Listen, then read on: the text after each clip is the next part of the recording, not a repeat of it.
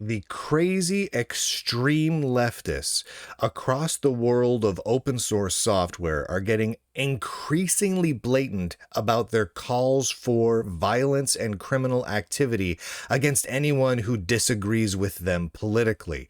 We've seen this over and over again recently, and now one prominent developer by the name of DeVault, an individual who is the developer of the Sway window manager for Linux, the CEO of SourceHut, and just generally a prominent figure within the open source world, is specifically calling for sabotage against technology companies, particularly those in the United States, effing up internal systems, generally committing crimes as a way of, quote, resisting fascism. And of course, he's talking about, well, anyone who's not an extreme leftist, right? So if you do anything that seems like you might agree even a little bit with a Republican or a guy named President Trump or anything else, you are an extremist fascist and they're going to get you.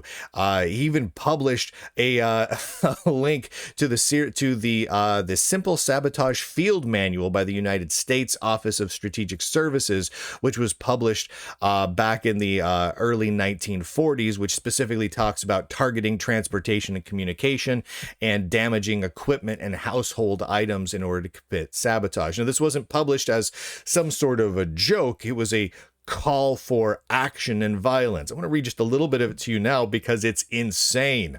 And the reason why we need to talk about this is not that this is one lone kook being insane.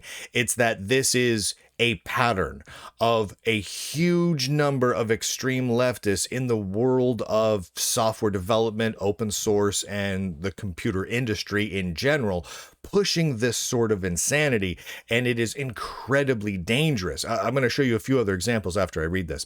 So this is from DeVault's recent blog post entitled Resistance from the Tech Sector. I'm just going to read a little bit of it to you. As of late, most of us have been reading the news with a sense of anxious trepidation. At least those of us who read from a position of relative comfort and privilege. Many more read the news with fear. Some of us are already no longer in a position to read the news at all. I'm going to stop right there. Having become the unfortunate subjects of the news. Now, I don't know of anyone who's not allowed to read the news. That's not a thing. I know people who get to be these crazy political extremists. They like to be like, I'm not allowed to talk about this topic. It's not allowed. And then they spend like 8 years doing nothing but talking about that topic. Or I'm not even allowed to read the news. And then, of course, they read the news and comment on it literally all day, every day, right? They like to talk about how some sort of fascist authoritarian is forbidding them from doing something that they do constantly all day, every day. Like in the example of DeVault here saying, oh, people are no longer even allowed to read the news. I'm like, oh, okay, that's ridiculous, but all right. I continue.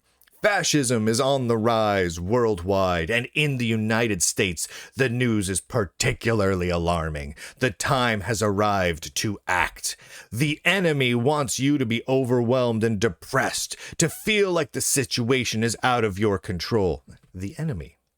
The enemy. I like how they're basically referring to President Trump. I mean, it's clear what they're talking about here. President Trump, Republicans, anyone who's slightly conservative, realistically, anyone who's even just centrist. Anyone who's left of center is too far to the right for these guys, right? We are all the enemy to them. We are all Sauron, right? We are the great evil that rises out of Mordor to them. We are the enemy. It's wild. I mean, the level of crazy propaganda here is off the charts. But he continues. Propaganda is as effective on me as it is on you. And in my own home, the despair and helplessness the enemy aims to engineer in us often prevails in my own life. We mustn't fall for this gambit. I think it's funny. I don't know anyone who's trying to make this guy who is not an American citizen. I should point this out. He's in the European Union, I believe. I think so anyway. He's Scandinavian or something like that. He's over in Europe. He's not in the United States. But he's really afraid because the United States is making it so he's not allowed to read news. It's crazy. It's absolutely nuts. And he's worried about propaganda when his whole piece is a propaganda piece. But I digress. Here's where it starts to get really crazy. I'm going to jump ahead a little bit. He starts talking about how we need to have means of resistance. We need to resist. And then he gets into this. Quote, more direct means of resistance are also possible, especially for the privileged and highly paid employees of big tech. Maneuver yourselves towards the levers of power. At your current job, find your way onto the teams implementing the technology that enables authoritarianism and F it up. He uses the swear word. Drop the database by mistake. He's literally telling people to drop database tables by, quote, mistake, as a means of industrial sabotage. This encouraging this. I don't know. It's this doesn't seem like it's super legal. Overlook bugs. Be confidently wrong in code reviews and in meetings. Apply for a job at Palantir and be incompetent at it. Make yourself, and Palantir is, they get pointed to a lot as a corporation who sides with the fascists, right? Because they're a little right-leaning, whatever. Make yourself a single point of failure, then fail. Remember, too, that plausible deniability is key. Make them work to figure out that you are the problem. Holy heavens. Okay. He continues, this sort of action is scary and much riskier than you're probably immediately comfortable with. Inaction carries risks also. If you are able to decide what your tolerance for risk is and what kind of action that calls for, if your appetite for risk doesn't permit sabotage, you could simply refuse to work on projects that aren't right. Supporting others is essential resistance too. Be there for your friends, especially those more vulnerable than yourself, and support the people who engage in direct resistance. You didn't see nothing, right? Oh, man. If your allies get fired for beeping up an important digital surveillance project, you'll have a glowing reference for them when they apply for Palantir, right? Oh my heavens. And then of course he encourages people to check out the Simple Sabotage Field Manual from the 1940s. Which has a wide variety of basically recipes and strategies for simple acts of sabotage against enemy operations without need for specialized training or equipment, targeting transportation, communication, industrial facilities, create delays and inefficiencies in enemy operations, damaging equipment with household items, etc., etc., etc. Holy heavens. And this sort of thing, the crazy part about all this is how common this is. Now, I should also point out that this gentleman, his name is Drew DeVault. Beyond being a child porn enthusiast, I've covered this in the past. Go ahead and look up my January 24th of this year show entitled FOSDEM Cancels Jack Dorsey Keynote Following Protest Threat by Child Porn Enthusiasts, Extreme Leftist. Yeah, that's a very real thing. He actually made kiddie porn organizing software. Creepy and illegal, awful. But we've seen this sort of activity out of this guy before. So simply reporting on the actions of a crazy dude is not in and of itself news. What is news is that a lot of people agree with this guy and promote actively this guy's thoughts and parrot those thoughts themselves. I mean, shoot. We saw, what was it? The editor of osnews.com was literally out there. It's not a joke, not like, I'm not saying he was literally tired to death, right? No, he's literally out there promoting the use of Molotov cocktails on cars if those people were the wrong politics, right? He's encouraging people to firebomb cars. All fair game, Molotov cocktails are cheap to make, he said. I mean, really just encouraging an extreme level of violence. The cybersecurity director of the Electronic Frontier Foundation, it has been sharing and promoting ideas of ways where you can do that sort of thing, vandalize Teslas and other such equipment without getting caught. right? They're encouraging people to commit extreme acts of violence, sabotage, property destruction, arson, and on and on and on. It's crazy. One of the founders of Netscape and Mozilla recently came out and actually she's done this repeatedly, and is encouraging people to use Molotov cocktails, right? To create cheap, flammable little explosives to commit arson. I mean, this is an ongoing problem. This is constant, and it's a deluge of it. There are certain corners of the internet, particularly if you're on the Fediverse or Mastodon, the open source decentralized social media network, where a lot of the extreme leftists from within the world of open source and technology in general tend to congregate and talk about these things and organize these events and encourage each other to commit sabotage, commit crimes, be violent. And it's just extreme. I remember, and I've told this story before, but I was at a conference several years back where a vice president from Microsoft, who is a vice president at Microsoft now, his name was Scott Hanselman. He was giving a keynote speech, and his keynote speech was literally encouraging the people in the audience to commit crimes against white men. And he specifically said crimes. Just pick a crime. He literally was telling people that they should be willing to commit a crime that's worthy of going to jail for against white men, because white men needed crimes to be committed against them. He literally did that. He had a slide that where it said that point blank behind him during a lot of this, where it said, what was it? I can't remember the exact phrasing, but it was like, we don't need allies, we need accomplices, right? Accomplices meaning someone who's willing to partner up with you on a crime, right? So it's over and over again, we're seeing people on these extreme left encouraging sabotage, encouraging arson, encouraging violence, encouraging murder. A lot of people over on the same group, these same extreme leftists within open source and tech, have publicly called for my murder repeatedly. And people have acted on that and threatened to murder me and shut down events because of it. Like, it's crazy. These people are nuts. And it's not just one of them. It's not just this Drew DeVault guy. And yeah, this Drew DeVault guy is crazy. And yeah, this Drew DeVault guy appears to be a child pornography enthusiast. So yeah, dirty, crazy, awful, committing all sorts of crimes. But if he were just this lone lunatic, blogging and tweeting from his weird corner of the internet, none of this would be news.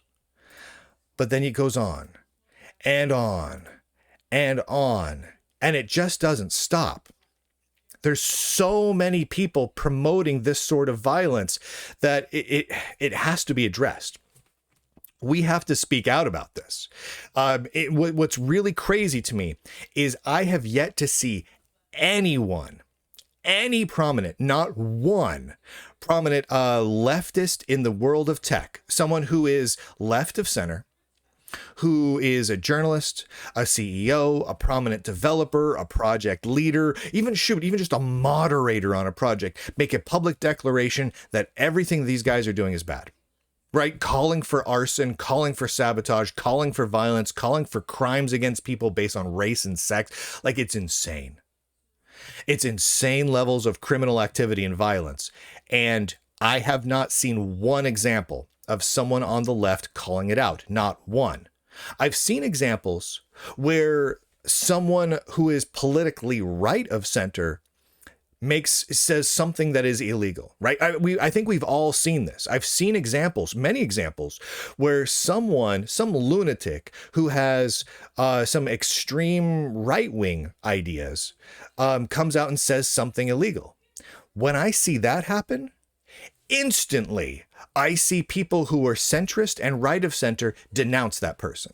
Say, no, that's wrong. You do not call for violence. You do not call for illegal criminal activity. No, no, no, no, no. I don't care if our politics align on something. That's too far. Knock it the heck off. right? I see people condemn it instantly, publicly, loudly.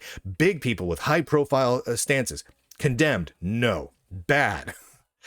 But on the left, people are literally calling for arsons, Molotov cocktails, murder. I've had tech journalists call for my murder. Has anyone in left of center in the tech world condemned that? Not one. Not one human being that is left of center in the world of technology has condemned that, or condemned the encouragement of arson attacks, or condemned the calls for sabotage, or condemned the attempts to vandalize vehicles, or on and on and on. Not one. That's a problem. That's a big problem, and it needs to be talked about. We have this among all the other issues we have in the worlds of big tech, the tech industry, open source, and on and on and on. This is one that is scary, because when you've got this many people rallying up to kill, to murder, to commit arson, to burn down cars and houses, to attack people, to destroy infrastructure, to destroy companies and commit sabotage, and they're doing so, and they believe that they're the good guys.